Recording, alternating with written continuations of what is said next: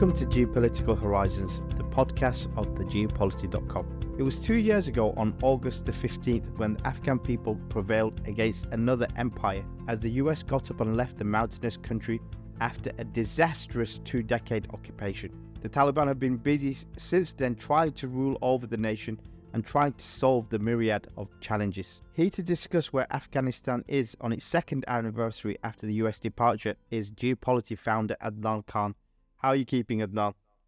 I'm good, Yusuf. I'm good. How are you doing? I'm very well, thank you.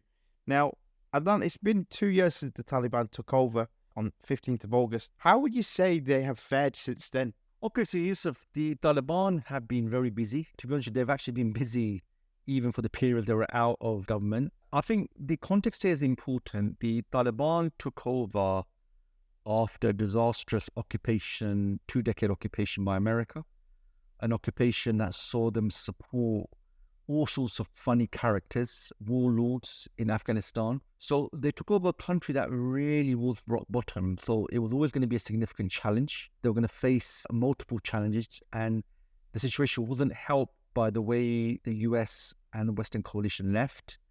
And many of the things they've done subsequent to that haven't actually helped. So the Taliban's main focus has really been internal. Naturally, if you take over a country, if you undertake a revolution, then you want to stabilize the domestic situation. So the Taliban very quickly, within a few days, had a press conference where they showed the world the face of the Taliban. They had a spokesman who spoke English, and very quickly a governance structure emerged, which consists all of Taliban members. The Taliban currently have a acting prime minister. He has 2 deputy prime ministers.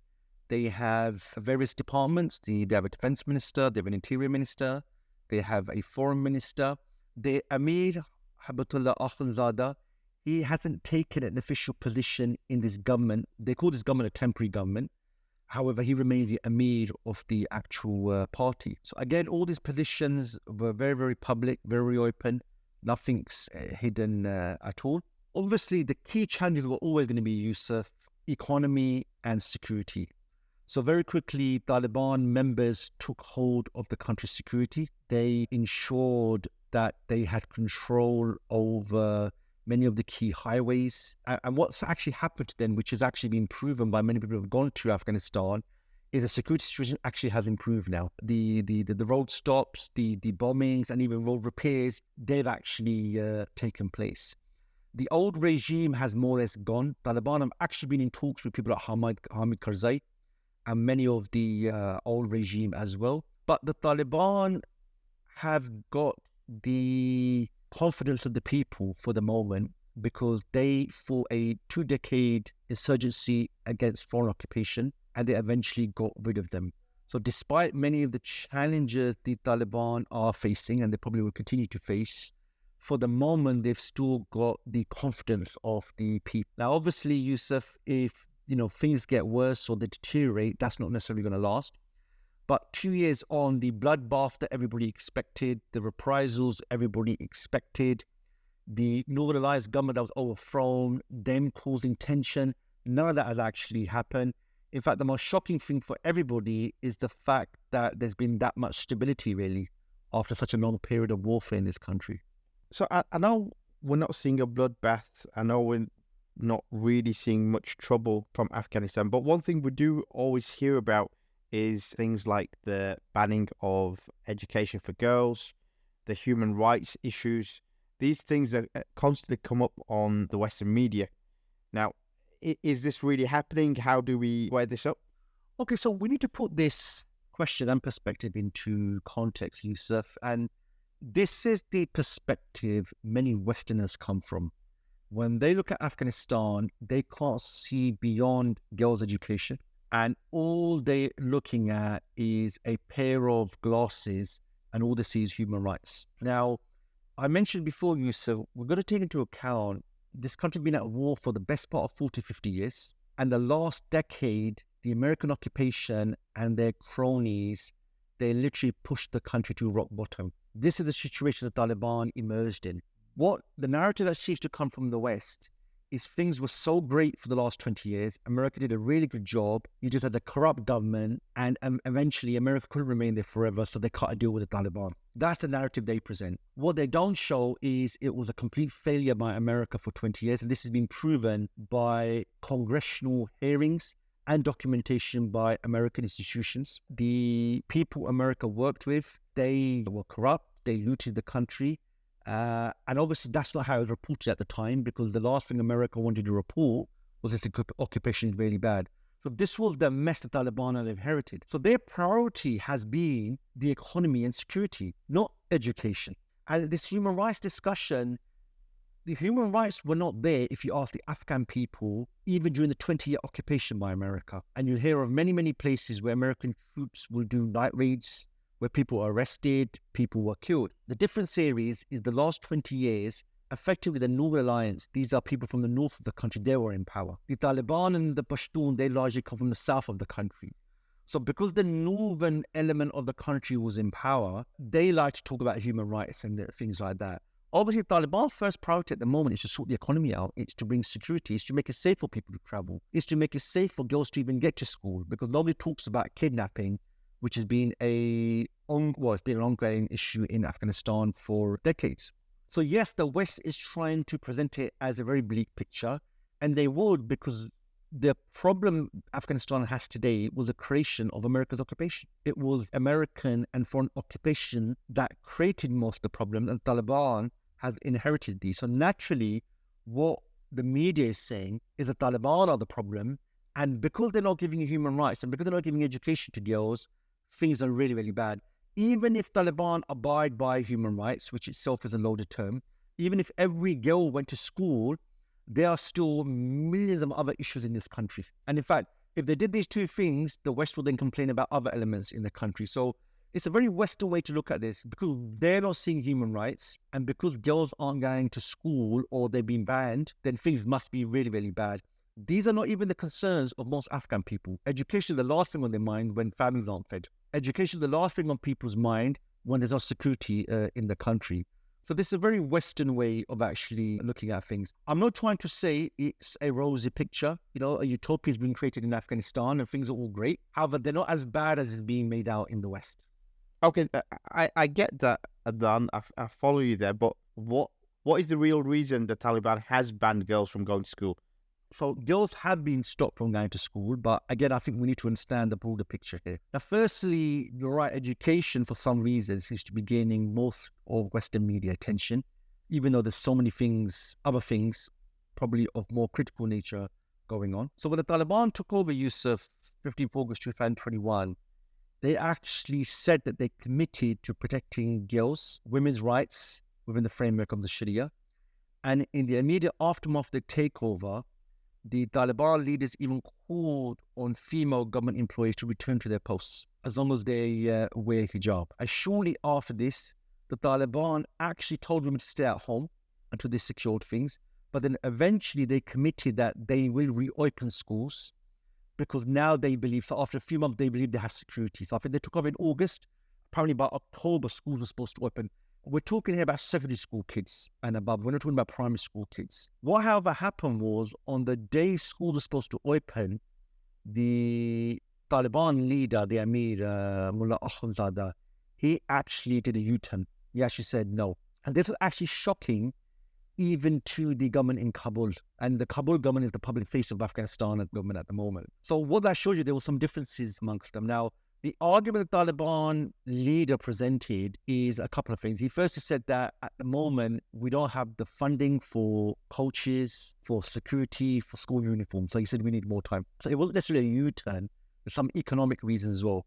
The other thing is that, look, education is looked upon very differently in Afghanistan compared to other countries. In a country like Afghanistan, formal education outside the madrasa system is less than 100 years old. And if you look at the history of Afghanistan, Yusuf, you will see that education has been politically used by different factions throughout its modern history. So there are different views on education. So in a country which is largely rural, the role of women is largely in the home, around the farm. So education has historically been secondary. So that's the first. The second issue is the Taliban, actually, their scholars accept To live in the modern day, to raise children, you need to learn not just the madrasa system, the Islamic subject, you also need to learn the worldly subjects like science, these sort of things. So they actually are not against education. They actually are for it. They feel women actually do need education. You need it in a normal country. That doesn't necessarily mean every Taliban member agrees with that. There are many members in the Taliban, and there are many people in wider Afghan society that feel a girl's role is at home. A girl's role is largely at home or around the home in terms of the farm and the children. So there's a broader issue here, which is security, and that there are differences even within Afghanistan. What's going on here, Yusuf, is all the blame is being put on the Taliban, that they've just stopped and they're not letting women have a fundamental right? The education system wasn't actually any better for the last 20 years in this country. In fact, the World Bank actually gave very negative reviews of the state of education in Afghanistan during the American occupation. Yeah, so there's a broader subject. So yes, the Taliban have not reopened secondary schools and above, and they are saying because of security and economic reasons, they need to put these in place first. Now, if we move on to the economy, Afghanistan is in quite a difficult position. I mean, you've got US sanctions, their foreign assets are frozen, and the central bank seizures are still in place. How are they coping? So, Yusuf, the Taliban inherited an economy that was really built upon a pack of cards that was waiting to collapse. And when America abandoned Afghanistan, it did collapse. So the economic crisis and challenges the Taliban are facing is due to the 2-decade occupation, where a government was set up to serve the US agenda. So when the US got up and left, it took its contractors and officials with her, and the sandcastle that she had built in Afghanistan all collapsed. This is what the Taliban inherited. Then the US imposed sanctions and restrictions on Afghanistan.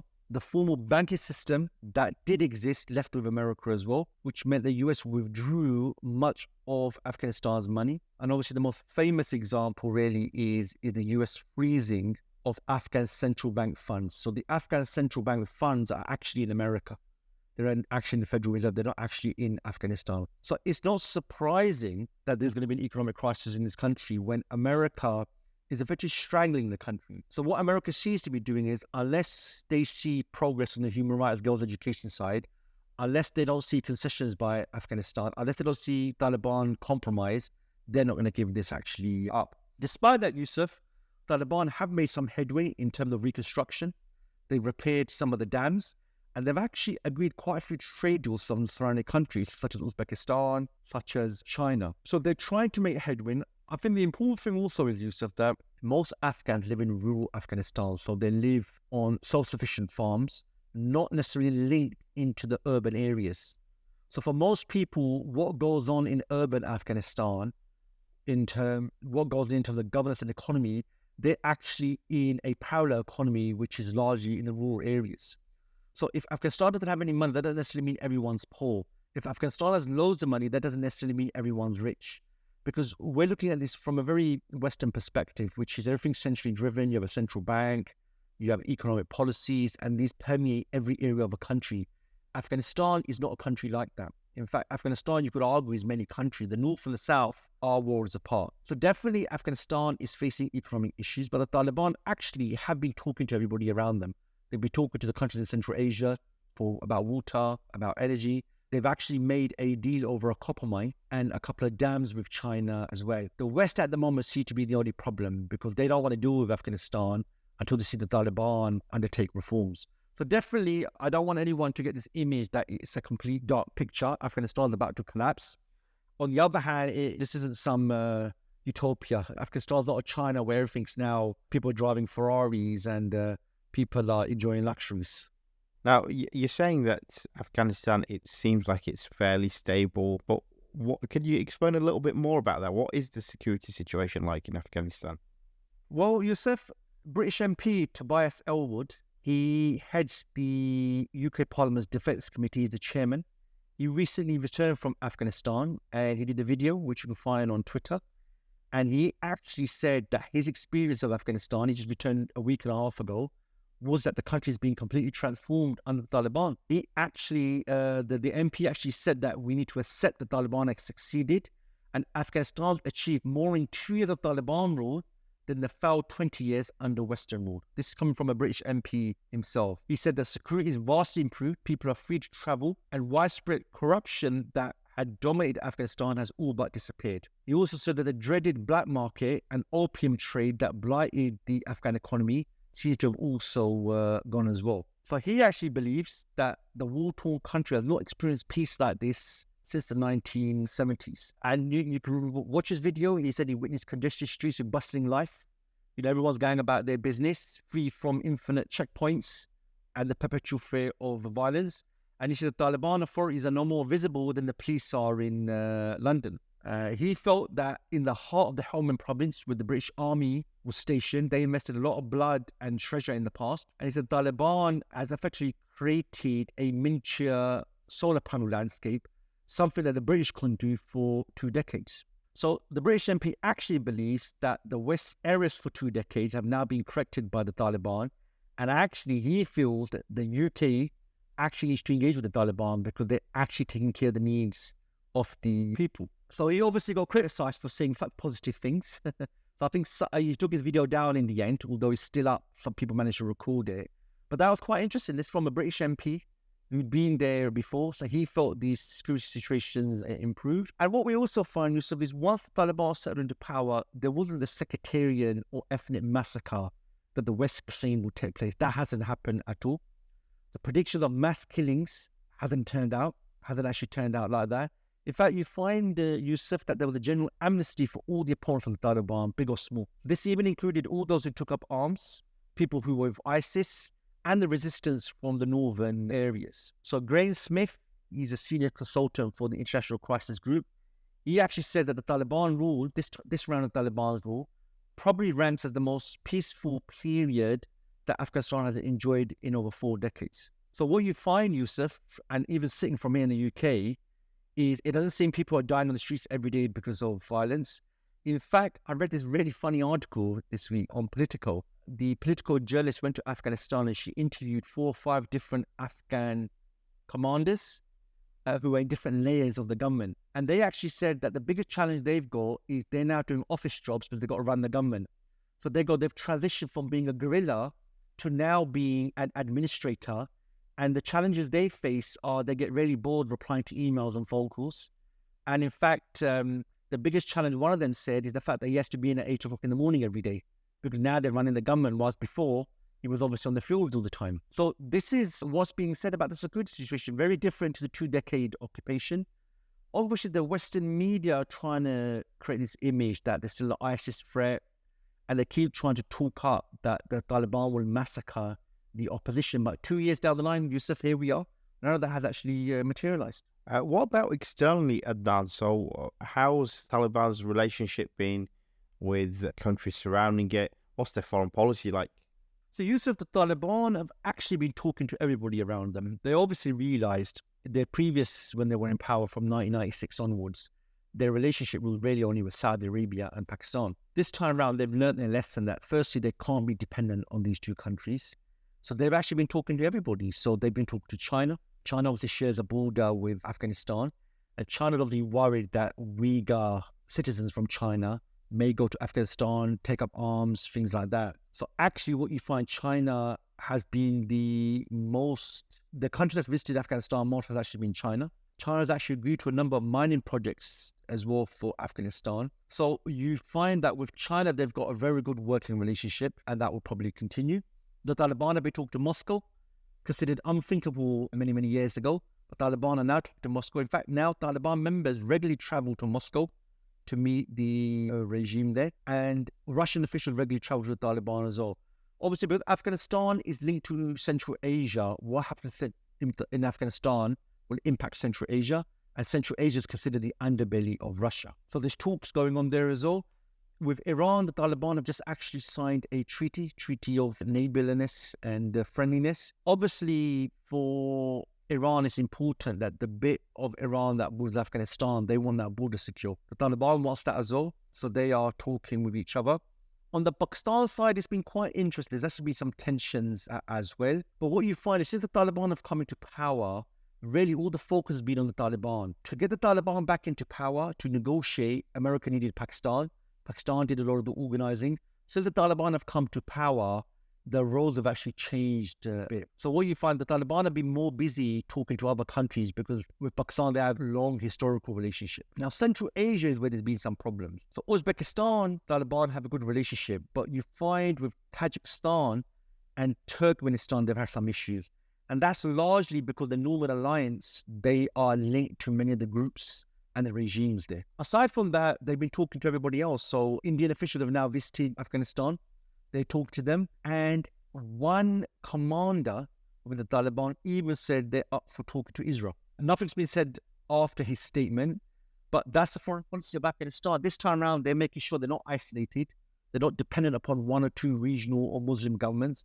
Now the Taliban are basically talking to everybody. If we focus on Pakistan specifically, because obviously it's a neighbouring country, they've had very close ties in the past, but there seems to have been a little bit of tension between the Taliban and Pakistan earlier this year. So I know the Pakistan's military, they even launched strikes on targets on the border areas. And where does Tehrik-i-Taliban come into all this? Okay, so yes, the Tehrik-i-Taliban is actually the problem between the Taliban in Afghanistan and Pakistan. Now, the difference between the two groups is the Taliban, if we view them as the government in Afghanistan, which they are, and it's a movement that has always been part of Afghanistan only. The Tehrik-i-Taliban emerged from the tribal areas.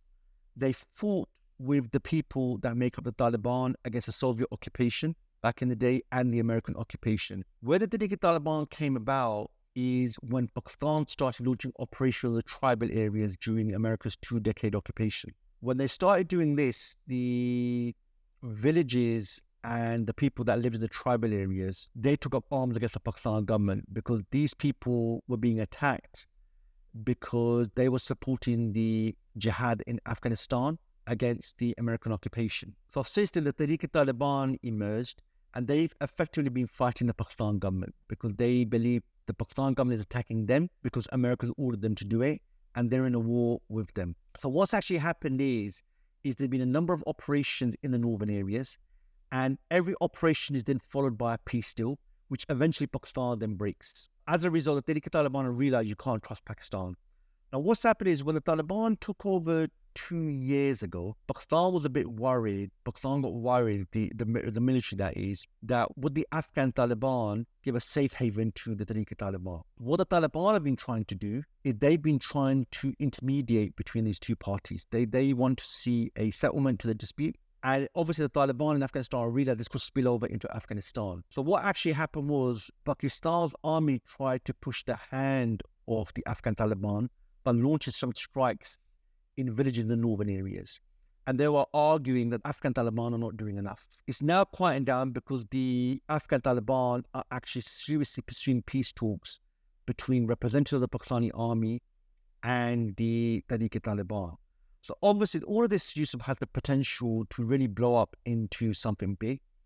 The fact that the Pakistani army has launched strikes in the areas shows you that things aren't really settled there. Probably the other problem is Pakistan, it seems, especially the ISI, the Secret Service, they don't necessarily have control over a lot of Taliban. They have control over the Taliban due to some of the leaders, like Sirajuddin Haqqani, who's the interior minister. But Mullah Yaqub, who's the son of Mullah Muhammad Omar, the founder of Afghanistan, he's a minister, and he's actually been very critical of Pakistan overall. So I think Pakistan is worried that now that the Taliban are in government, they may not have control over many elements of the Taliban, and this is leading to tension, and this is really what led to the Tehrik-i-Taliban trying to this is what led to the strikes on the Tehrik-i-Taliban. So you've got a bit of a messy picture there, and all of this has the potential to really blow up. Final question for you, Adnan. Obviously, the Taliban, they are seen as an Islamic governance. How is this so-called Islamic governance model, how is it faring? Okay, Yusuf, so the leadership of Taliban have actually been or gone to great pains to spread a very different message from when they were last in power. When they were in power 20 odd years ago, as far as they consider great tragedy took place, they were overthrown. And there seemed to be an acceptance by many Taliban members that they can't do what they did 20 years ago. So you find that immediately the Taliban, when they came to power, they declared a general amnesty for everyone. And what you find is very quickly, they openly declared their government, who the politicians are and things like that. What you do find is that's fine on paper. In practice, things are not as black and white. So we've seen, for example, on the issue of education, there's been differences amongst them. But a couple of weeks ago, Sirajuddin Haqqani, who's the interior minister, he's the son of Jalaluddin Haqqani, of the Haqqani network, who Sirajuddin Haqqani is still on sanctions and terror lists around the world. And he actually criticized Habatullah Akhundzada, the leader of the Taliban, for being too controlling. And what we're finding, Yusuf, is you've got the government in Kabul. So this is the face of the government. Most of these individuals were people who negotiated with America and the Noor-Alliance government in Qatar. So Mullah Baradar is one of the guys there. And then you've got the leadership of the Taliban, the Amir, and all the committees around them in Kandahar, which is the heartland of the Taliban. And what you're finding is there's a really clear divide between the two. The Kabul government wants to create a good image. It wants to compromise. Whilst you're finding in Kandahar, there are many tribes who've got high expectations. So for example, I was reading that one of the tribes was saying that if we're going to open schools now, he saw education as westernization. And he said to Mullah Akhundzada in a meeting that we didn't fight America for 20 years in order to westernize our children. So clearly there's actually a divide. For the moment, the Taliban government seems to be operating where the Kabul government runs the country unless and until the Amir gives the decree or he says something which goes against the government, or he says something the government hasn't decided on yet, and then what he said is the decision that's actually being made. And we can see that this is already leading to tension within the group. I don't think it's at the point where there are differences within the group. Taliban have a long history of loyalty and caring more for stability and structure than, personal agendas by individuals. So we see in the West, for example, different politicians have their own agendas, irrespective of where the country is. With the Taliban, we've never actually seen that. The final point on this, Yusuf, is the Taliban have not outlined how exactly the Islamic system will work or the details of the shape and structure yet. The government structure we have at the moment, and this is one of the arguments from some Taliban members, is how is it any different to the previous government? You have a prime minister, you have acting prime minister, you have departments. How is it actually any different? And so far they're concerned, this is not what they fought for.